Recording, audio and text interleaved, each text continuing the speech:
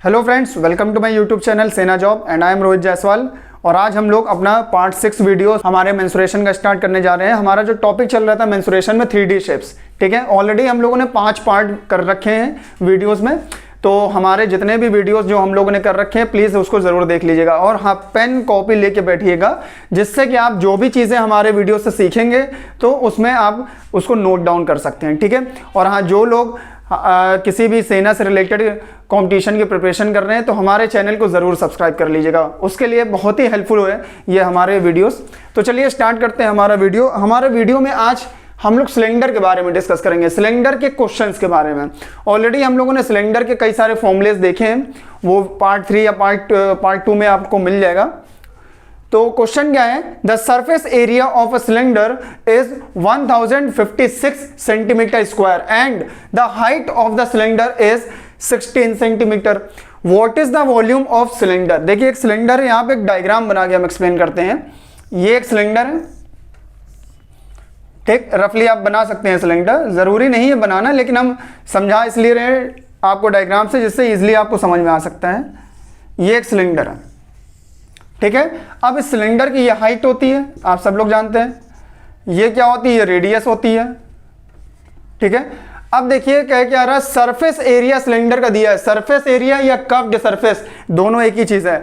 अब curved surface क्या होता है, ये सिलेंडर है, सिलेंडर का ये वाला जो एरिया होता है इसको कर्व्ड सरफेस या सरफेस बोलते हैं। और अगर नीचे का बेस और टॉप भी मिला दे तो टोटल सरफेस हो जाता है, ठीक है। तो कर्व्ड सरफेस की ये बात कर रहा है। तो कर्व्ड सरफेस यहाँ दे रखा है, और कर्व्ड सरफेस का फॉर्मूला आप सब लोग जानते हैं क्या होता है, 2πr/h ये होता है, ठीक है। अब कर्व्ड सरफेस आपको दिया है और आर हमको यहां पे देखिए उसके आगे क्या दिया, and the height of cylinder is this, ये h भी दिया है, ठीक है। अब आपको वॉल्यूम पूछ रहा है, तो वॉल्यूम निकालने के लिए पहले r तो हमको पता हो, r नहीं पता है, तो यहां पे रखिए कर्व्ड सरफेस की वैल्यू 1056 इक्वल टू 2 पाई की वैल्यू, आप यहां पे पाई की वैल्यू 22/7 रख दीजिए, ठीक है। और r हमको नहीं पता है, ठीक, तो r हमको नहीं पता है तो इसको ऐसे ही रहने दीजिए, h की वैल्यू रख दीजिए 16, ठीक है। अब इसको क्रॉस मल्टीप्लाई करिए तो नीचे ले आइए, सॉल्व कर लीजिए इसको, तो यहां पे क्या हो जाएगा 1056 × 7, ठीक है। और ये नीचे आ जाएगा आपका 2 × 22 × 16, इधर इक्वल टू में क्या आएगा r, ये आ गया आपका r। अब इसको सॉल्व कर लीजिए, कुछ कट रहा है देखिए, 2 1 = 2, ये भी 2 से कटेगा, 2 5 = 10, 2 2 = 4, 2 8 = 16, अभी एक 2 से कट रहा है, 2 8 = 16, ये भी 2 से कटेगा, 2 2 = 4, 2 6 = 12 एंड 2 4 = 8, ठीक। फिर कटेगा ये 2 से, 2 4 = 8, 2 1 = 2, 2 3 = 6, 2 2 = 4, ठीक है। अभी ये 4 से काट दीजिए, 4 1 = 4, ये भी 4 से कटेगा, 4 3 = 12 एंड 4 3 = 12।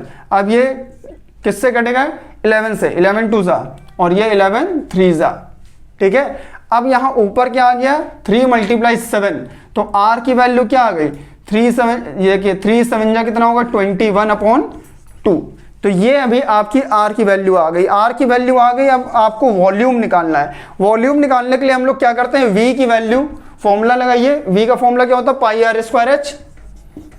πr²h। अब यहां पे पाई की वैल्यू 22/7, r की वैल्यू क्या है, देखिए 21/2, तो 21/2 इंटू 21/2 इंटू h क्या दिया था, 16 रख देंगे h, ठीक है। अब इसको सॉल्व करिए, देखिए 7 1 = 7, 7 3 = 21, 2 से ये काटिए, 2 8 = 16, ये भी 2 से कटेगा, 2 4 = 8, ठीक है। नीचे सब 1 हो गया। अब ऊपर क्या बचा, 22 × 3 × 4, इसको मल्टीप्लाई कर लीजिए, 3 2 = 6, 3 2 = 6, मल्टीप्लाई 4 4 6 = 24, 2 4 6 = 24, 2 6 26, यानी कि आपका आंसर आ गया 264 सेंटीमीटर क्यूब। ये आपका वॉल्यूम हो जाएगा सिलेंडर का। चलिए देखते हैं अब हम लोग अपना क्वेश्चन नंबर 2। क्वेश्चन नंबर 2 क्या है, the side of A wooden cube is 2 centimeter if a cylinder of greatest volume is cut off from it, then what would be the volume of the remaining wood।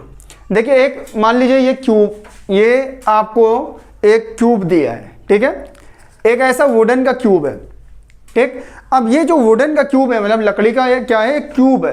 तो हमको क्या कह रहा है, इस cube में से एक, यहाँ पे हम क्यूब का पहले डायग्राम बनाते हैं। देखिए ये आपका क्यूब है, ठीक है। अब इस क्यूब में से ये बोल रहा है कितना, कह रहा है ग्रेटेस्ट वॉल्यूम का एक सिलेंडर यहां से कट करना, ग्रेटेस्ट वॉल्यूम का। तो ये क्यूब है। अब इस क्यूब में से अगर हम ग्रेटेस्ट वॉल्यूम का अगर सिलेंडर लें तो सिलेंडर सबसे बड़ा कैसे होगा, पहले ये देखिए, सबसे ज़्यादा हाइट होगी वही उस क्यूब का क्या होना चाहिए, साइड। तो इस क्यूब की साइड क्या है, 2 सेंटीमीटर, तो यही सिलेंडर की भी हाइट हो जाएगी। अगर यहाँ सिलेंडर ऐसा काटा जाए, ऐसा कुछ ऐसा सिलेंडर होगा, उसका बेस जो होगा वो नीचे वाले बेस, इसके क्यूब के बेस के बराबर होगा, ठीक है। तो और एक चीज, ये इसका जो सिलेंडर का टॉप होगा वो कुछ ऐसा होगा, ये, ठीक है। और नीचे से भी अगर सिलेंडर का टॉप वो बेस देखें तो कुछ ऐसा होगा, ठीक। और इसको ऐसे मिला दीजिए, इसको ऐसे मिला दीजिए। अब जरा देखिए, ये किनारे, जब इस सिलेंडर को हम काट के निकाल लेंगे तो किनारे का ये एरिया, ये वाला हिस्सा और ये वाला हिस्सा बचेगा क्यूब का। तो हमको इसका वॉल्यूम पूछ रहा है, रिमेनिंग का, मतलब सिलेंडर काट के निकाल लिया तो रिमेनिंग जो मटेरियल बचा है क्यूब का, उसका वॉल्यूम क्या होगा। तो इसके लिए हम क्या करें, हमको क्यूब का वॉल्यूम पता हो, क्यूब के वॉल्यूम से सिलेंडर के वॉल्यूम को माइनस कर दीजिए तो रिमेनिंग वॉल्यूम आ जाएगा। तो हमने ये एक स्टेटमेंट जो लिखा है, बस इसको आप ध्यान से देखिएगा, volume of remaining part is equal to volume of cube minus volume of cylinder. अब यहाँ पे वॉल्यूम ऑफ क्यूब निकाल लेते हैं। तो क्यूब का यहाँ पे साइड क्या दिया है, 2 सेंटीमीटर, तो 2 मल्टीप्लाई 2 या 2 का क्यूब कर सकते हैं, क्योंकि ए क्यूब क्या होता है, फॉर्मूला होता है वॉल्यूम क्यूब का, ठीक है। अब माइनस सिलेंडर का वॉल्यूम, अब सिलेंडर का वॉल्यूम आप सब लोग जानते हैं पाई आर स्क्वायर एच होता है, ठीक है। पाई की वैल्यू 22/7 रख दीजिए, ठीक। आर क्या होगा, इधर देखिए, यहां पे सिलेंडर का ये देखिए, ये और ये क्या डायमीटर है, और ये क्या है, साइड भी है किसकी, क्यूब की। अब यहां पे जो डायमीटर होगा सिलेंडर का, वो डायमीटर d इक्वल टू क्या हो जाए, 2। तो डायमीटर का हाफ कर दीजिए तो क्या आ जाएगा आपका रेडियस, तो रेडियस क्या आ जाएगा 1, तो आपका रेडियस हो जाएगा 1 का स्क्वायर, तो 1 × 1 लिख दीजिए। फिर आता है हाइट भी देखिए, तो सिलेंडर की हाइट और क्यूब की हाइट दोनों सेम होगी, ठीक है। तो h की वैल्यू क्या हो जाएगी, वो भी 2 हो जाएगी, ठीक। तो अब इसको आप सॉल्व कर लीजिए, तो ये करेंगे 8 आ जाएगा माइनस 22/7, और ये 2 × 2 और इसको मल्टीप्लाई कर लीजिए तो 44 हो जाएगा, ठीक है। अब यहाँ पे आपको एलसीएम लेना है, एलसीएम लीजिए, नीचे कुछ नहीं तो 1 है, तो 7 8 जा कितना हो जाएगा 56 माइनस 7 जा 7 और 1 ये 44, इससे इसको माइनस कर दीजिए तो क्या आएगा 6 + 6, देखिए इससे ये माइनस होगा, ये 6 + 6 12, यानी कि 12/7। तो 12/7 आप इसको चाहे तो पॉइंट में चेंज कर सकते हैं, डेसिमल में, या 12/7 भी लिख सकते हैं सेंटीमीटर क्यूब। ये आपका आंसर आ गया, ठीक है। यानी कि 12/7 सेंटीमीटर क्यूब आपके रिमेनिंग पार्ट का क्या होगा, वॉल्यूम होगा। चलिए क्वेश्चन नंबर, अब हम 3 पे आते हैं। क्वेश्चन नंबर 3 क्या है, a cylindrical iron rod whose height is 4 times to its radius. देखिए एक सिलेंडर है और सिलेंड्रिकल ये आयरन रॉड है, ठीक है, ये सिलेंड्रिकल आयरन की रॉड है, रफली बना लीजिए, उसकी कोई ज़रूरत नहीं है वैसे डायग्राम की। एक सिलेंड्रिकल आयरन रॉड है और कह रहा है इसकी जो हाइट है वो इसके रेडियस की, ये रेडियस r है, इसके रेडियस की 4 टाइम है, यानी कि हाइट जो है वो क्या है 4 × r है, यानी कि रेडियस का 4 टाइम है, ये बोला है। इसके बाद क्या कहा, by melting this the spheres of same radius are made. अब इस आयरन की रॉड को, ये जो सिलेंड्रिकल आयरन रॉड है, इसको हमने मेल्ट कर दिया, पिघला दिया। पिघलाने के बाद हमने कुछ स्फेयर्स बनाए, यानी कुछ ऐसे गोले बनाए हैं स्फेयर। अब हमको नहीं पता वो कितने स्फेयर हैं, ठीक है। अब ये जितने भी स्फेयर हमने बनाए हैं वो सबके रेडियस सेम है, यानी कि इसकी जो रेडियस है, इसकी जो रेडियस है, इसकी रेडियस सबकी सेम है, ठीक है। और एक लाइन फिर से पढ़िएगा, by melting this the spheres of same radius are made, यानी कि जो इसकी रेडियस होगी, इसकी रेडियस और ये सिलेंडर की जो रेडियस होगी, दोनों की रेडियस सेम है। यानी कि अगर इसकी रेडियस आर है तो इनकी भी रेडियस आर ही है, ये ध्यान रहे, ठीक है। तो इनकी भी रेडियस आर है। Then find the number of spheres are made, तो हमको ये निकालना है कि कितने स्फेयर बनेंगे, हमको ये पूछ रहा है। और जब भी नंबर निकालना होता है, तो ये अभी हमने क्वेश्चन में बताया भी था लास्ट वीडियो में, कि जो भी दिया होता है जिसमें से हम तोड़ के कुछ निकाल रहे हैं, तो जिसमें से तोड़ के निकाल रहे हैं उसके वॉल्यूम को हम लोग छोटे वाले वॉल्यूम से डिवाइड कर देते हैं, ठीक है। यानी कि सिलेंडर के वॉल्यूम को स्फेयर के वॉल्यूम से डिवाइड कर दीजिए। तो नंबर ऑफ स्फेयर्स अगर करना है तो क्या कर दें, वॉल्यूम ऑफ सिलेंडर, यानी कि वॉल्यूम ऑफ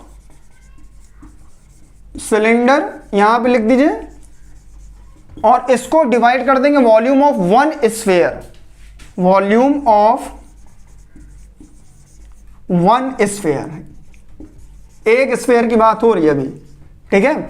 अब यहां पे सिलेंडर का वॉल्यूम कैसे निकालते हैं आप लोग को पता है, पाई आर स्क्वायर एच, ये करते हैं, ठीक है। तो पाई आर स्क्वायर एच रख दिया। नीचे यहां पे स्फेयर का वॉल्यूम, स्फेयर का फॉर्मूला क्या होता है वॉल्यूम का, 4/3 पाई आर क्यूब, ये होता है, ठीक है। अब देखिए जरा, ये देखिए, पाई से पाई कट गया, ये 3 ऊपर जाएगा, 4 नीचे रहेगा, ठीक। ये आर स्क्वायर है, यहां 3 आर है, तो एक ये कट गया, नीचे एक आर बचेगा। अब देखिए क्या क्या बचा वो लिख लीजिए, 3 ऊपर गया तो 3 इंटू एच हो गया, ठीक है, और नीचे 4 इंटू आर हो गया, एक आर बचा है।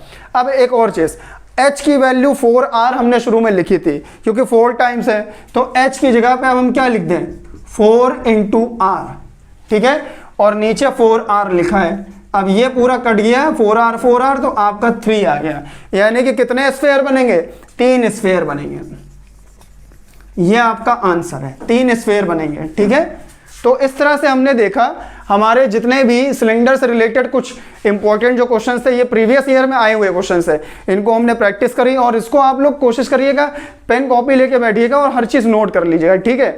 और हमारे वीडियोस को ज़्यादा से ज़्यादा लोगों तक शेयर करिएगा, जिससे कि हम लोग इतनी मेहनत करके आप लोग को पढ़ा रहे हैं तो हम लोग की भी मेहनत सफल हो। और थैंक यू सो मच।